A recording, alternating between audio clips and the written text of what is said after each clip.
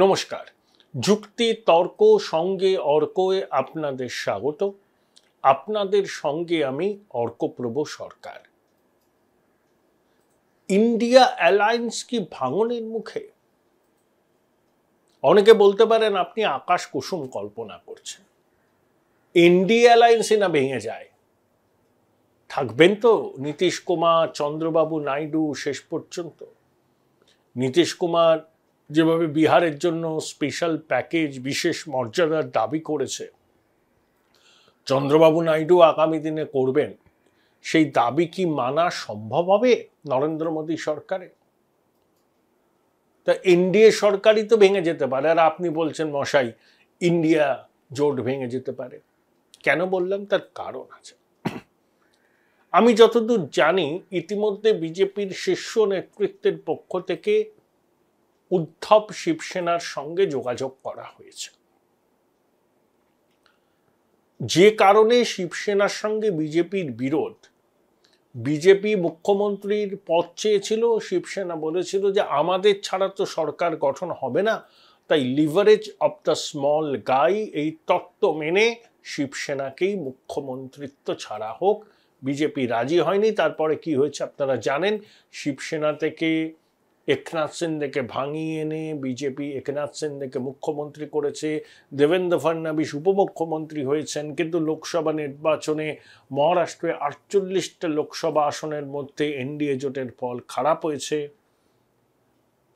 সেক্ষেত্রে যে প্রস্তাব গেছে বলে শোনা যাচ্ছে যে উদ্ধবকে সামনে রেখেই তাকে মুখ্যমন্ত্রী করা হবে, এই প্রতিশ্রুতি দিয়েই বিজেপি আবার চাইছে শিবসেনা ফিরে আসুক। প্রয়োজনে একনাথ সিন্ডে শিবসেনা আর উদ্ধবের শিবসেনা মার্চ করে যাবে। কারণ একনাথ সিন্ডের বক্তব্য কি ছিল যে বিজেপি শিবসেনা স্বাভাবিক মিত্র, শিবসেনার সঙ্গে এনসিপি কংগ্রেসের কোনো সমঝোতা হতে পারে না, এরা বালা সাহেব ঠাকরের নীতির বিরোধী, তাই উদ্ধব সেই নীতির বিরুদ্ধে হেঁটেছেন। তো কিছু করণীয় নেই বলেই তারা সেখান থেকে বেরিয়ে এসছে। এখন শিবসেনার প্রধান মুখপাত্র রাজ্যসভার সাংসদ সঞ্জয় রাউত কি বলছেন?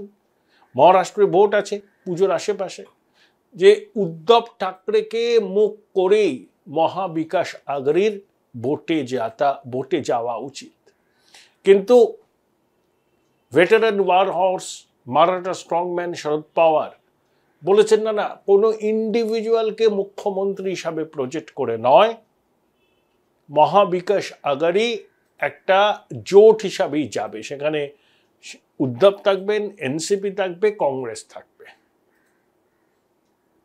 এতেই অনেকে আন্দাজ করছেন যে শিবসেনা উদ্ধব শেষ পর্যন্ত মহাবিকাশ আঘাড়িতে থাকবে না।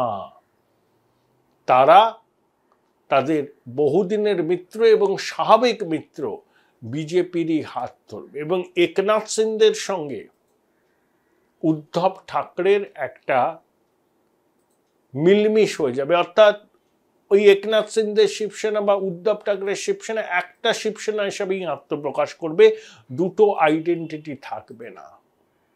অনেকে ভাবতে পারেন অসম্ভব। রাজনীতিতে অসম্ভব বলে কিছু নেই, সব কিছু সম্ভব। এবং উদ্ধব ঠাকরে কোনো নীতিগত কারণে বিজেপির সঙ্গ ত্যাগ করেননি, তাকে মুখ্যমন্ত্রিত্বের পদ দিতে বিজেপি রাজি হয়নি।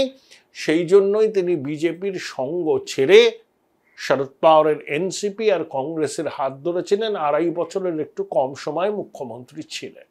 এখন বিজেপি যদি তাকে মুখ্যমন্ত্রিত্বের প্রস্তাব দেয়, বলে যে বিজেপি বা এনডিএ জিতলে উদ্ধবই মুখ্যমন্ত্রী হবেন, সেক্ষেত্রে উদ্ধব কিন্তু আর কাল বিলম্ব করবেন না, মহাবিকাশ আঘাড়ির সঙ্গ ত্যাগ করে বিজেপির সঙ্গে হাত মেলাবেন। কারণ বিজেপি স্বাভাবিক মিত্র, দীর্ঘদিনের সহযোগী।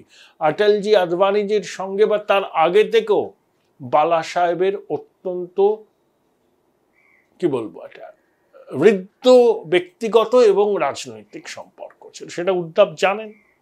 তিনি এটাও জানেন যে শিবসেনা বিজেপি এক হলে মহারাষ্ট্রে তারা আবার ক্লিন সুইপ করবে। সেখানে যদি বিজেপি নেতৃত্ব উদ্ধবকে মুখ্যমন্ত্রিত্ব দেওয়ার ব্যাপারে অঙ্গীকার করে, তাহলে উদ্ধব মহাবিকাশ আঘাড়ির অ্যালায়েন্স ছেড়ে যে বেরিয়ে আসবেন না তার কোনো গ্যারান্টি নেই। সম্ভবত শরদ পাওয়ার এটাকে আন্দাজ করেই এখন থেকেই বলতে শুরু করেছেন যে উদ্ধব ঠাকরেকে সামনে রেখে বা তাকে মুখ্যমন্ত্রী হিসাবে প্রজেক্ট করে মহারাষ্ট্র বিধানসভা নির্বাচনে লড়বে না মহাবিকাশ আঘাড়ি। ভোট মিটে গেলে এই জোট যদি জেতেন তখন কে মুখ্যমন্ত্রী হবেন সেটা ঠিক হবে। শরদ পাওয়ার অনেক কিছু আগে থেকে আন্দাজ করতে পারেন। তার কাছে অবশ্যই খবর আছে যে উদ্ধব তলে তলে বিজেপির সঙ্গে যোগাযোগ করছে আর বিজেপিও উদ্ধবকে ফিলার পাঠাচ্ছে। তাই যে কোনো মুহূর্তে মহাবিকাশ আঘাড়ির সঙ্গে সম্পর্ক ছিন্ন করে উদ্ধব বিজেপির ফোল্ডে চলে যেতে পারে। তাই আগবাড়িয়ে উদ্ধবকে মুখ্যমন্ত্রী পদপ্রার্থী হিসাবে ঘোষণা করতে রাজি নন মহাবিকাশ আঘাড়ি জোটের প্রাণপুরুষ শরদ পাওয়ার। তাই ইন্ডিয়া জোটে কিন্তু ভাঙন হওয়ার সম্ভাবনা উড়িয়ে দেওয়া যাচ্ছে না। আরো অনেক দু একজন ছোটখাটো শরিক আছেন, তারা যেখানে ক্ষমতা সেখানে তারা। কিছুদিনের মধ্যেই বোঝা যাবে যে এনডিএ জোট কিভাবে চলছে।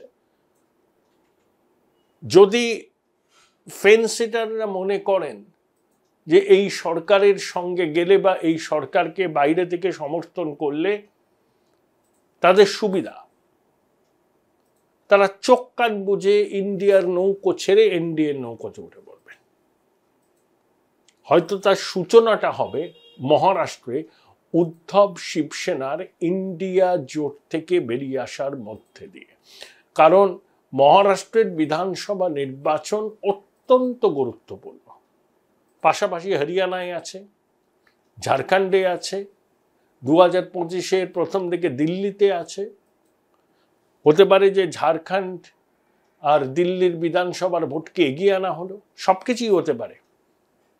একসঙ্গে ভোট হলো, বিজেপি মরিয়া হয়ে ঝাঁপাবে লোকসভা নির্বাচনের খারাপ ফল যাতে আর না হয় এবং ভারতবর্ষের ফিনান্সিয়াল ক্যাপিটালে যাতে তাদের সরকার থেকে সেটা এনশিওর করার তার চেষ্টার কুসুর করবে না।